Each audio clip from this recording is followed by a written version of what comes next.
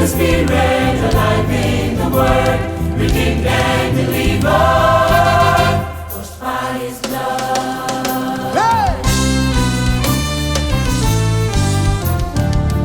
No more sadness, I'm alive in the Lord.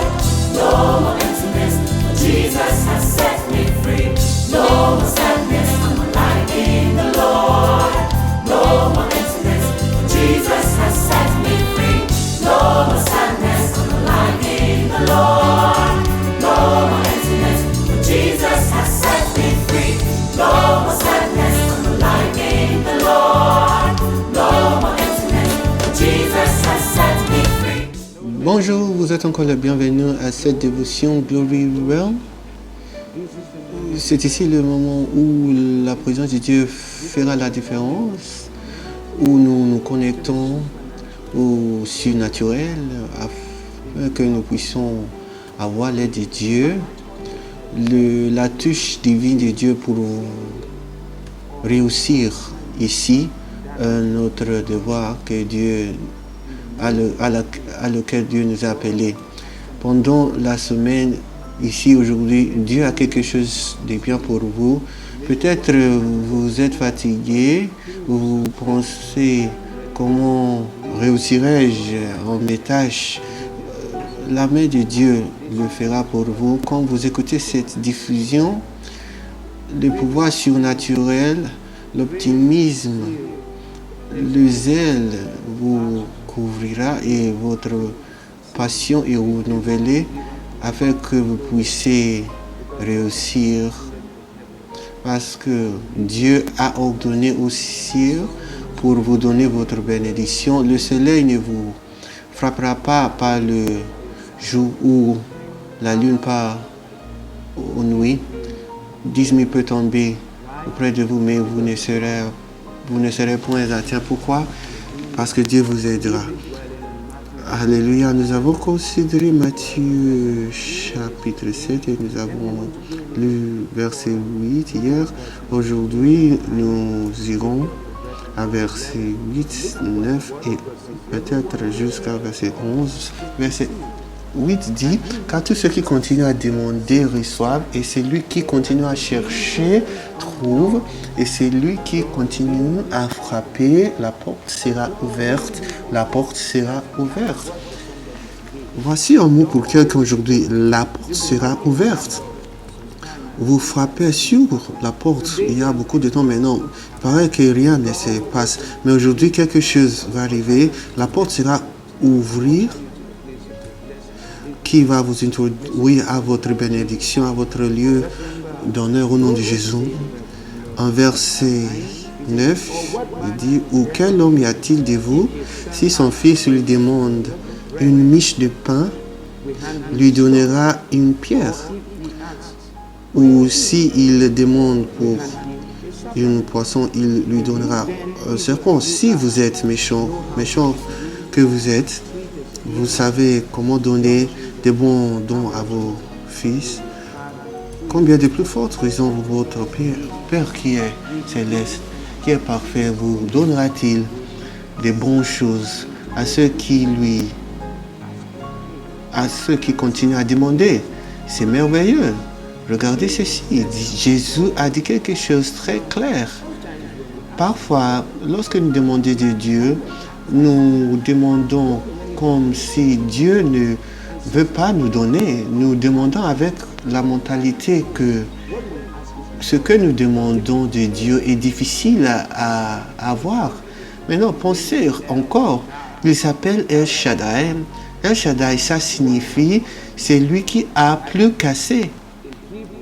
En hébreu, c'est le gros bout. En autre mot, il y a assez de lait. C'est lui qui a plus qu'assez. Il n'a pas de la manque de ce que vous lui demandez. Beaucoup de fois, c'est parce que nous sommes où nous devons être. Nous ne sommes pas où nous sommes où nous devons être, nous ne sommes pas bien positionnés. Par exemple, si vous voulez de l'essence en votre voiture, vous voulez avoir une forme de camion dans votre voiture, vous devez aller aux stations-service pour avoir le camion dans votre voiture. Peu importe combien vous priez, vous serez frustré. Vous devez être positionné, vous devez avoir la buse dans votre voiture afin qu'il y aura du carburant dans votre voiture. Et maintenant, Jésus dit que Dieu Tout-Puissant, duquel nous demandons, il n'a pas la manque, il n'a plus qu'assez. Il y a quelques temps, j'ai cette compréhension que le problème des cieux, en nous donnant notre requête, n'est pas la manque. Le problème du ciel, c'est dans notre position où Dieu va relâcher les bénédictions sur nous. Si vous mettez votre vie en ordre, si vous vivez comme il veut, et si vous dirigez votre prière à lui, vous serez surpris des bénédictions qui viendront dans votre vie. Maintenant, considérons verset 9 qui dit: ou quel homme y a-t-il de vous, si son fils lui demande une miche de pain, lui donnera une pierre? Il n'y a un être humain qui fait cela. Il y a un humain saint d'esprit qui fera ça. Même des animaux, il sait quoi donner à leur fils. Il dit: y a-t-il un homme entre vous, si son fils lui demande? Prenez note du mot demande. Une demande. Donc ce n'est pas seulement Dieu le fera lorsqu'il le fera, non. Parfois nous avons cette mentalité-là et ça a empêché beaucoup de plusieurs à demander de Dieu pour tous ceux qui ont besoin. Parfois nous croyons que ce que Dieu nous donnera, il le donnera. Non, il veut que nous demandions. La raison pourquoi beaucoup de gens ils n'ont pas ce qu'ils ont besoin, c'est parce qu'ils n'ont pas demandé, mais semble très spirituel en disant je n'ai pas besoin de demander. Non, il dit demande. Le Seigneur lui-même dit demande. Et il nous a donné un exemple où quel homme y a-t-il de vous, si son fils lui demande une miche de pain, il lui donnera une pierre? Il ne lui donnera pas une pierre, il lui donnera du pain. S'il demande du poisson, il ne lui donnera pas un serpent. Donc lorsque nous demandons pour le pain, Dieu sait la différence entre le pain et la pierre. Il sait la différence entre la poisson et un serpent. Ne me dis pas que vous avez demandé pour pain et Dieu vous a donné du pierre. Non, il ne fera pas ça. Vous ne pouvez pas demander pour un poisson et il vous donnera. Beaucoup de personnes ont l'impression que leurs difficultés, leurs problèmes qu'ils éprouvent, c'est à cause de Dieu. Non, non, Dieu ne fait pas ça. Peut-être il y aura des tentations de l'ennemi qui n'est pas son plan pour nous. Dieu ne tente pas avec le mal, c'est ce que dit l'Écriture. Mais si vous vous trouvez dans une tentation, les études que Dieu a donné une manière d'échapper. Donc c'est Dieu qui ôte la tentation, qui nous mène par la tentation. Vous ne pouvez pas demander de Jésus du pain et il vous donne. Vous ne pouvez pas demander du poisson, il vous donnera un serpent. Si vous avez un mariage horrible, le problème c'est peut-être parce que vous n'avez pas été patient pour demander et chercher sa volonté. Mais avant que vous êtes allé proposer, vous avez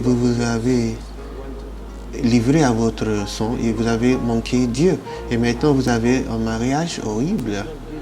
Et il paraît que Dieu vous a donné une mauvaise épouse.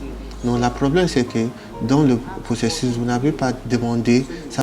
Et vous êtes allé, vous avez vous mariez à quelqu'un que vous pensez que vous seriez assez. Et maintenant, vous devez les... Si vous traversez une période difficile, je vous plains. Mais nous avons un Rédempteur qui peut vous rédempter. Et Jésus a promis de nous délivrer. Et il est ici maintenant pour nous délivrer. Si vous le demandez, il va vous aider.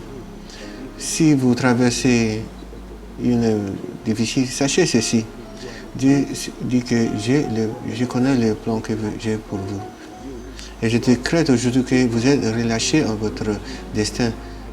Je prie la miséricorde de Dieu qui vous délivrera de votre erreur, parce que la miséricorde, les Écritures disent que triomphe sur le jugement. La miséricorde de Dieu parlera pour vous. Je décrète que c'est bien avec votre corps, votre esprit et votre chair au nom de Jésus-Christ.